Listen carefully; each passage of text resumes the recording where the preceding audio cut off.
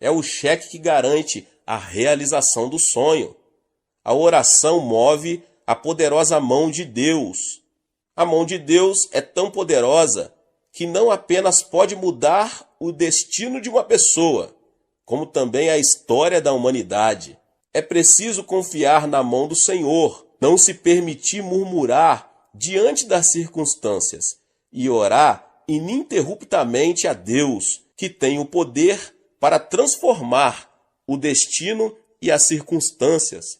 A mão divina move-se e você poderá experimentar o milagre quando orar convicto de que pode dizer: não voltarei atrás. Em meio à oração, além da manifestação da obra de Deus, recebemos inspiração e sabedoria. Em meio à lamentação e aos gemidos, podemos buscar em Deus essas mesmas dádivas. Então, assim como o sol clareia uma trilha escura, Deus nos iluminará. É na oração que recebemos consolo e forças da parte do Espírito Santo, quando tudo é escuridão e desesperança. A oração faz que as trevas desapareçam, o consolo seja derramado em nosso coração e novas forças nos levem a seguir em frente. Nada no mundo pode nos consolar ou fortalecer, a não ser o Senhor, que conhece a intimidade do nosso coração. Certa ocasião, os discípulos haviam passado toda uma noite no mar, sem conseguir pescar nada. Mesmo diante dessa circunstância, Jesus mandou que Pedro entrasse mar adentro e lançasse as redes. Os discípulos creram nas palavras de Jesus, lançaram as redes e estas voltaram tão cheias de peixes que começaram a rasgar-se. Eu pergunto, qual é a nossa rede? Nossa rede é a oração. Por meio da oração, podemos pescar muitos peixes com o Senhor. Se não orarmos, por mais que estejamos na presença de Deus, nada acontecerá. Por meio do profeta, Deus nos desafia. Jeremias 33:3 diz: clama a mim, e eu responderei, e lhe direi coisas grandiosas e insondáveis que você não conhece. Deus responde às nossas orações quando pedimos em nome de Jesus Cristo. Se não recebemos, é porque não pedimos. Isso é o que a Bíblia ensina. Se estamos em alto mar, ou seja, na presença de Deus, devemos clamar ao nome de Jesus Cristo dia e noite e lançar as redes de nossas orações. Durante a construção do templo da Igreja do Evangelho Pleno de Ioido, enfrentei momentos de grande frustração. Nesses momentos, porém, nunca deixei de lado 2 livros, a Bíblia e a biografia de George Miller. Miller era alemão e sonhou em servir a Deus na Inglaterra. Entretanto, ao ver a grande quantidade de meninos abandonados e famintos nas ruas de sua cidade, ele mudou de direção. Lembrou-se do que diz o salmista, Salmos 68:5. Pai para os órfãos e defensor das viúvas é Deus em sua santa habitação. E converteu-se no pai de órfãos. O incrível é que, sem pedir a ajuda de ninguém, somente em oração, conseguiu dar de comer a mais de 6.000 meninos. Durante aqueles momentos de frustração, quando a realidade tornava-se intolerável, o livro, que continua a descrição de grandes milagres de Deus, dava-me esperança. Quando os meus olhos não viam nada, meus ouvidos não ouviam coisa nenhuma, nem minhas mãos apalpavam evidências concretas, a Bíblia e a biografia de George Miller davam-me a entender que eu devia clamar em oração. A oração ininterrupta é seguida de grande sucesso. O êxito, porém, tem um inimigo figadal, a soberba. Existem na história grandes personagens que conseguiram alcançar o êxito, mas fracassaram por causa de sua soberba. Homens que, depois de conseguir sucesso, tornaram-se ociosos e acabaram destruídos.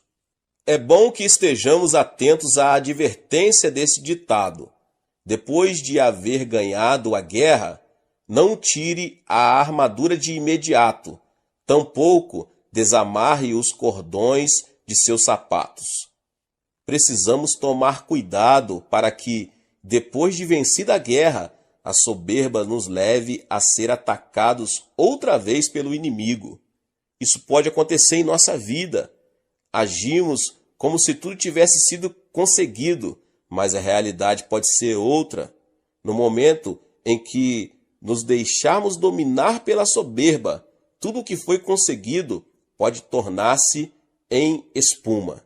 Se alcançarmos êxito, orar nos ajudará a manter o que alcançamos. É na oração que nos mostramos humildes diante de Deus e recebemos um sonho maior da parte dele. Comece a orar não somente por suas necessidades, como também pela manifestação do reino de Deus aqui nessa terra. É primordial que os cristãos saibam ordenar corretamente suas prioridades. Sem dúvida, a maior delas deve ser Deus e amar aos outros como a nós mesmos. Lamentavelmente, meus irmãos, vejo muitas pessoas que inclinam a balança por um lado apenas. Amam a Deus, mas não amam o seu próximo. Muitos problemas sociais hoje são produto do egoísmo. Egoístas vivem de orgulho próprio, arrogância e injustiça. Isso traz muito prejuízo e faz com que muitos de seus próximos sofram. A relação com Deus é importante. No entanto, a relação com o próximo é de suma importância. Não amar ao próximo, mas amar a si mesmo não é aceitável na presença de Deus. Uma vida espiritual saudável e ideal mantém o equilíbrio vertical, amar a Deus, e horizontal, amar ao próximo. Amar a Deus e ao próximo. As prioridades devem ser ordenadas sobre essa base. E uma vez fundamentadas nisso, deve-se orar, pedir e praticar. Todo aquele que falhar em distinguir as prioridades maiores e menores encontrará o fracasso. Todo jovem que não tenha se esforçado vai se arrepender em sua velhice. Então, como organizar e reordenar nossas prioridades? Jesus explica com muita clareza no texto que acabei de nos falar. Busquem, pois, em primeiro lugar o reino de Deus e a sua justiça, e todas essas coisas lhes serão acrescentadas. Mas devemos buscar o reino de Deus. Devemos buscar primeiramente o reino de Deus. Isso implica buscar o reino de Deus por meio da cruz. O exército desse reino é composto por almas salvas de seus pecados pelo sangue de Jesus. Nenhum cristão participante desse grande exército guarda sua esperança e seu propósito aqui na terra, mas no reino de Deus, que permanece para sempre. Para o cristão, a vida terrena é apenas uma viagem em direção ao reino, o que implica manter um alto grau de fé. Depois de Adão, o reino de Deus começou a ser proclamado com a vinda de Jesus Cristo a este mundo, que estava submerso no pecado, na injustiça, na maldição, na enfermidade, na pobreza, na morte e outras coisas mais. Jesus, por meio de sua vida, revelou que as características do reino de Deus eram o perdão dos pecados, a plenitude do Espírito Santo, a bênção de Abraão, a saúde, a abundância, a riqueza e a vida eterna. Então devemos orar para que essas mesmas características não somente transbordem em nosso ser, como também na vida de nossos semelhantes. Devemos também buscar a justiça de Deus. Nosso dever não consiste somente em buscar o reino de Deus, mas também em fazer todo o possível para que sua justiça seja manifestada no mundo. Os cristãos devem fazer fluir a justiça de Deus em suas próprias vidas. Deus se agrada do justo. É importante também nos ocuparmos da justiça no campo social. Jesus esteve com pecadores, pobres e doentes. Converteu-se em seu amigo e salvador. Jesus trouxe justiça à sociedade.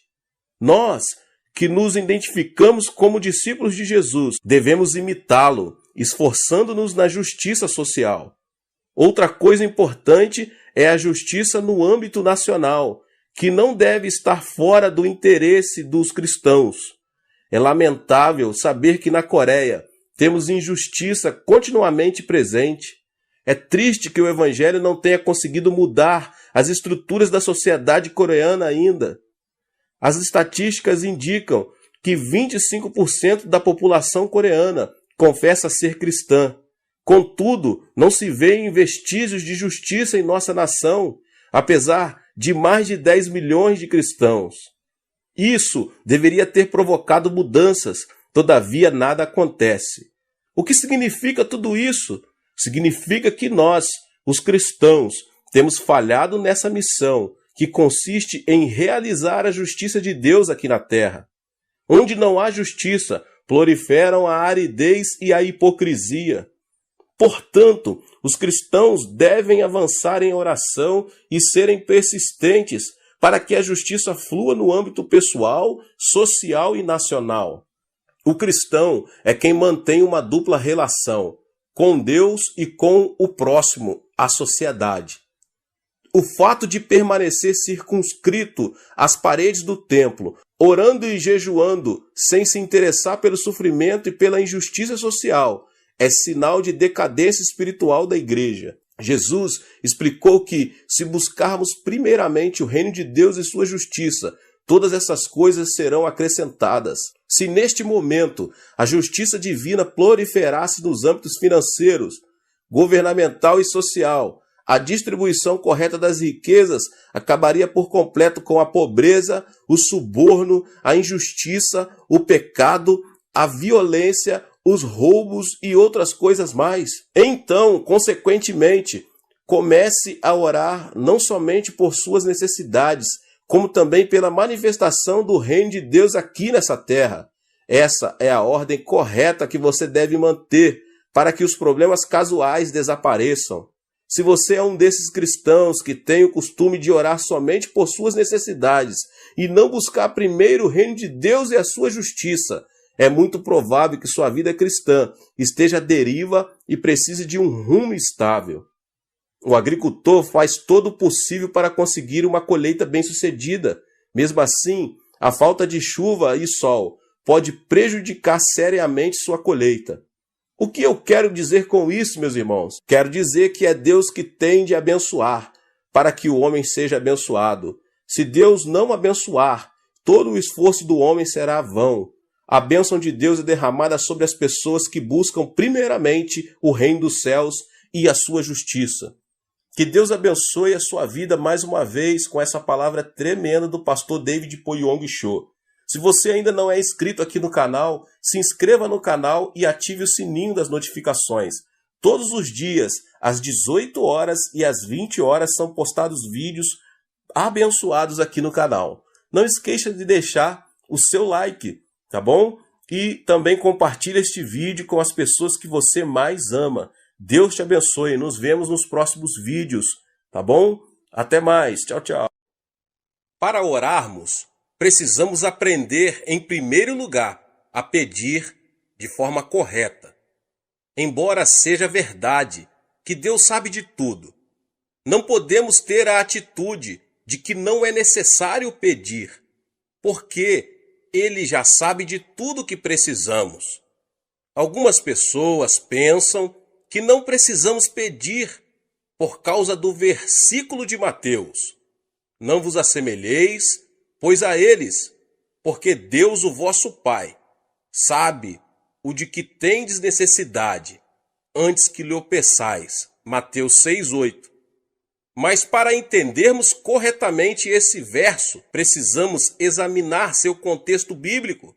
Além disso, Jesus havia dito: e orando, não useis de vãs repetições, como os gentios, porque presumem que pelo seu muito falar serão ouvidos. Mateus 6:7. Mas aqui, Jesus estava referindo-se a prática de se repetir as orações ritualisticamente. Ele não estava querendo dizer que não se pode pedir. Eu vou lhes explicar mais adiante. Pelo contrário, sua intenção era ensinar-nos a dirigir ao Pai todas as petições que procedem de nossa oração. Dirigir petições a Deus é um aspecto básico da oração. Deus é o nosso Pai, e como Pai, Ele tem prazer em dar bênçãos aos seus filhos. Um filho, dentro de sua família, tem certos direitos. Jesus Cristo, o Filho de Deus, nos assegura: naquele dia, nada me perguntareis. Em verdade vos digo, se pedirdes alguma coisa ao Pai, Ele vô-la concederá em meu nome. Até agora nada tendes pedido em meu nome.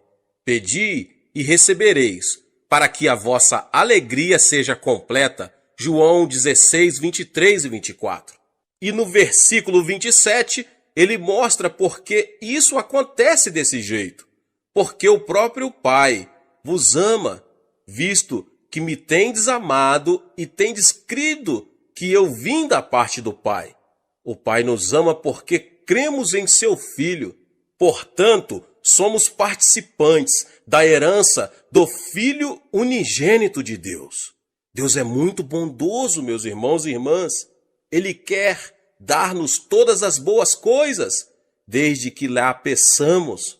Ora, se vós, que sois maus, sabem dar boas dádivas aos vossos filhos, quanto mais vosso Pai que estás nos céus dará boas coisas ao que lhe pedirem. Cristo veio a este mundo para proporcionar redenção e restauração ao homem caído. Quando Cristo estava preso na cruz, Deus estava cumprindo as condições necessárias para que a humanidade pudesse voltar a ter comunhão completa com Ele. Paulo disse o seguinte, a saber, que Deus estava em Cristo, reconciliando consigo mesmo o mundo, não imputando aos homens as suas transgressões, e nos confiou a palavra da reconciliação. Com base na obra reconciliadora do Pai, todos nós temos a possibilidade de sermos salvos.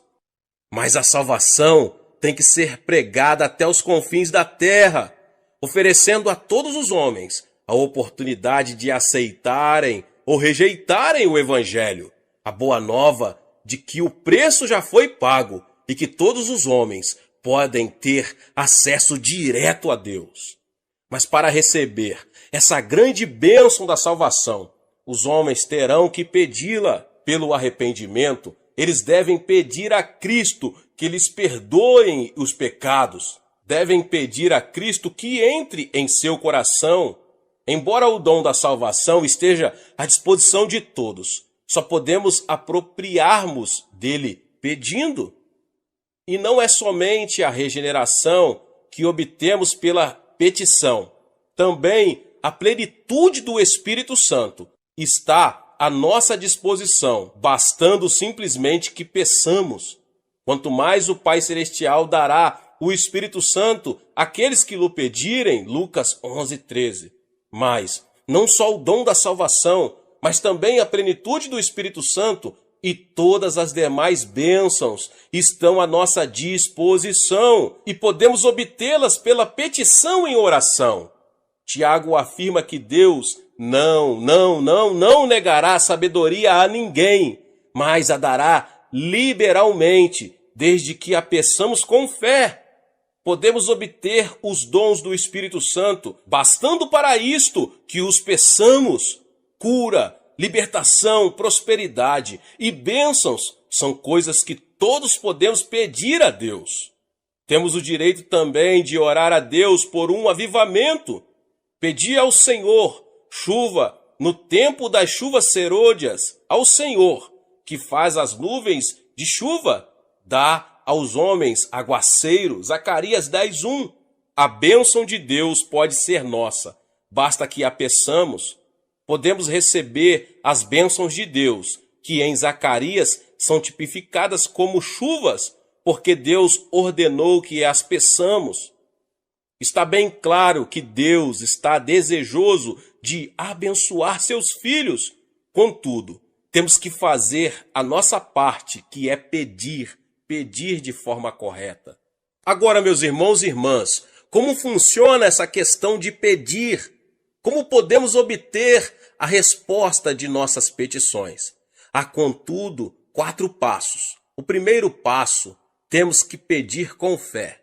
O simples fato de pedir alguma coisa a Deus não é garantia de uma resposta positiva. E tudo quanto pedirdes em oração, crendo, recebereis. Mateus 21, 22. O segundo passo, temos que manter um relacionamento com Cristo. Se permanecerdes em mim e as minhas palavras permanecerem em vós, pedireis o que quiseres e vos será feito. João 15, 7. Quando permanecemos em oração, desenvolvemos-nos espiritualmente, de modo que os desejos dele passam a ser os nossos. O terceiro passo, temos que ter a motivação correta. Pedis e não recebeis, porque pedis mal, para esbanjardes em vossos prazeres. Tiago 4:3. Sabemos que é desejo de Deus dar-nos boas coisas.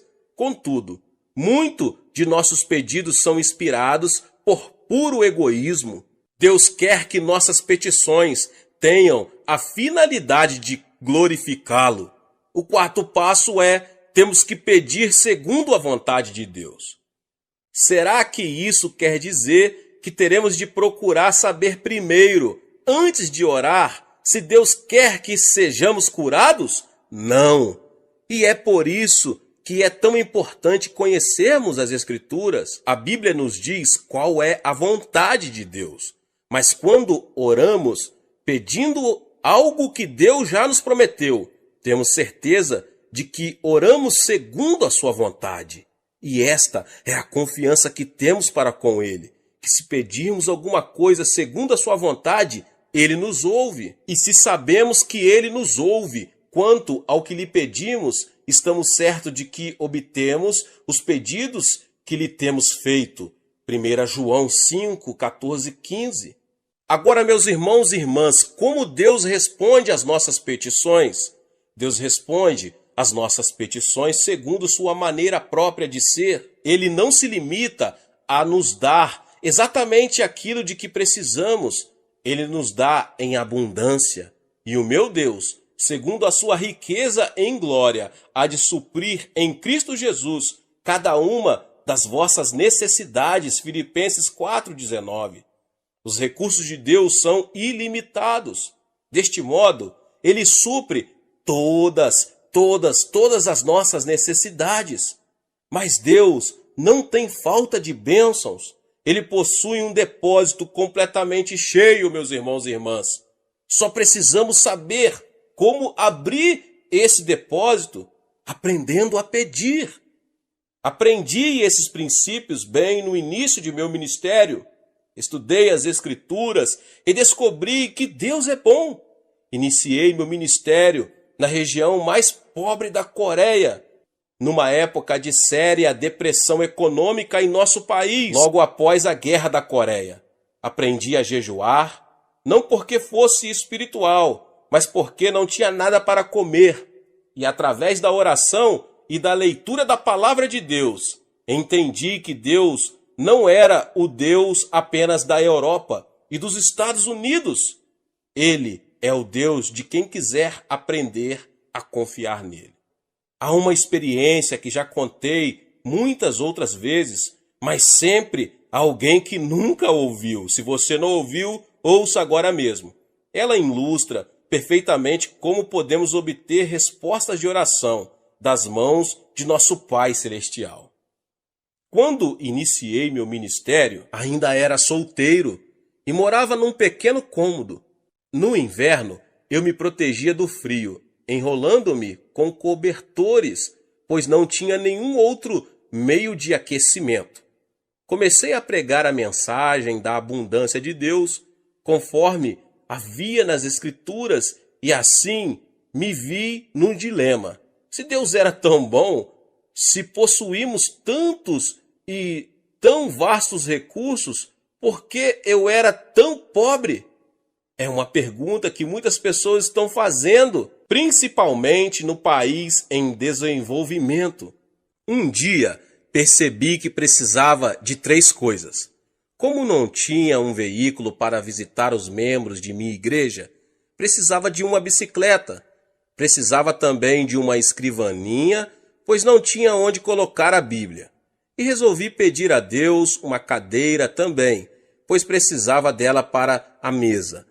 Hoje, essas 3 coisas podem parecer insignificantes, mas há mais ou menos 25 anos eram coisas raras em nossa região. Contudo, com toda a confiança, pedi a meu Pai Celeste essas 3 coisas, uma cadeira, uma mesa e uma bicicleta. E apresentei essa mesma oração a Deus durante vários meses, achando que se repetisse continuamente, por fim, Ele me ouviria e me atenderia. Mas 6 meses depois, fiquei meio desanimado e fiz uma oração desalentado. Senhor, sei que o tempo não significa nada para ti, e eu preciso muito dessas coisas agora. Talvez o Senhor esteja pensando em demorar mais para atender a minha petição, mas se demorar muito, eu morro e não preciso mais delas. Então, ouvi uma voz suave e tranquila me falando no íntimo. Filho, escutei sua petição desde a primeira vez em que fez, há 6 meses. Então por que não me atendeu? Indaguei. Você me pediu uma bicicleta, não foi? Continuou Deus. Mas existem muitos tipos de bicicleta. Qual delas você quer? Existem também muitos tipos de mesa, feitas de diversos tipos de madeira. Que tipo de mesa você quer? Existem também diversos tipos e modelos de cadeira. Qual tipo de cadeira você quer? E essas palavras que ele me falou naquela noite revolucionaram minha vida. Então resolvi pedir a Deus objetos específicos, uma bicicleta da fabricação americana, que naquela época havia 3 tipos de bicicleta, mas a americana era a de melhor qualidade. Pedi uma escrivaninha de mogno das Filipinas e, por último, pedi uma cadeira. Mas não era uma cadeira qualquer. Queria uma cadeira com rodinhas nos pés, para que pudéssemos girá-la à vontade, como um daqueles grandes empresários. 2 semanas depois, ganhei uma bicicleta americana, um pouco usada, e fora do filho de um missionário. Depois ganhei a escrivaninha de mogno das Filipinas e a cadeira para fazer jogo com ela. É claro que era uma cadeira giratória. A parte mais interessante dessa experiência ocorreu antes de eu receber estas coisas. Um domingo, eu estava pregando sobre Romanos 4,17, como está escrito: por pai de muitas nações te constituí perante aquele no qual creu, o Deus que vivifica os mortos e chama à existência as coisas que não existem. No meio do sermão, eu me ouvi dizer com grande convicção: eu ganhei uma bicicleta, uma escrivaninha e uma cadeira. E em seguida pus-me a descrever cada um desses objetos. Depois do culto, 3 rapazes que hoje estão no ministério me procuraram e perguntaram: pastor, será que poderíamos ver esses 3 grandes presentes que Deus lhe deu? Era bastante compreensível que eles estivessem curiosos, pois essas coisas eram muito incomuns naquela região. A caminho de casa, comecei a me preocupar com o que ia dizer aqueles jovens quando vissem meu cômodo vazio. Assim que abri a porta, vi-os correr os olhos pelo aposento desprovido, procurando minha bicicleta, a cadeira e a mesa. Afinal, um deles disse: pastor, onde estão? Indagou com expressão de espanto. Bem aqui, repliquei, apontando para o meu estômago. Deixe-me explicar fazendo uma pergunta. Continuei calmamente, admirado com minha resposta.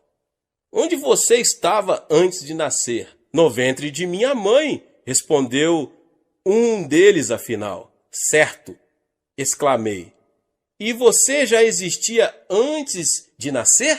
Indaguei, vendo que um brilho começava a surgir no rosto deles.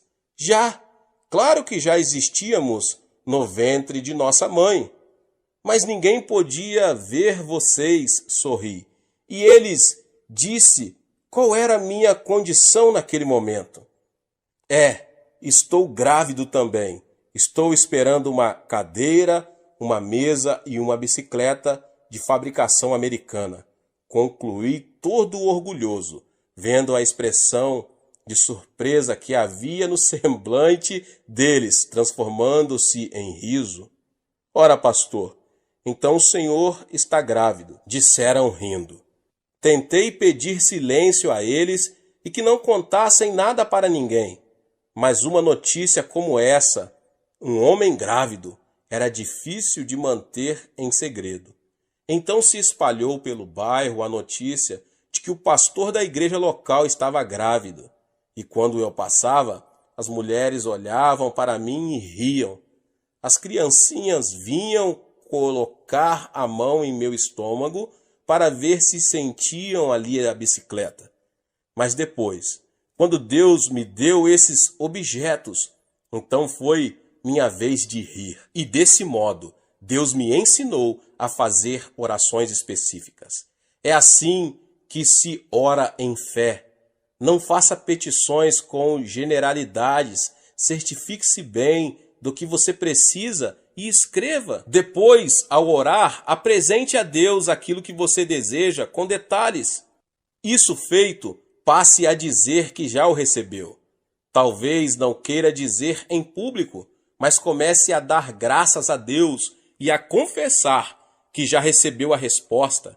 Lembre-se de que se pedirmos com fé, Deus nos dará o que pedirmos. É muito interessante que Deus tenha ensinado isto para um pastor de um pequeno país. Parece que geralmente só os pastores de países do Ocidente falam sobre a abundância das bênçãos de Deus ao atender suas necessidades.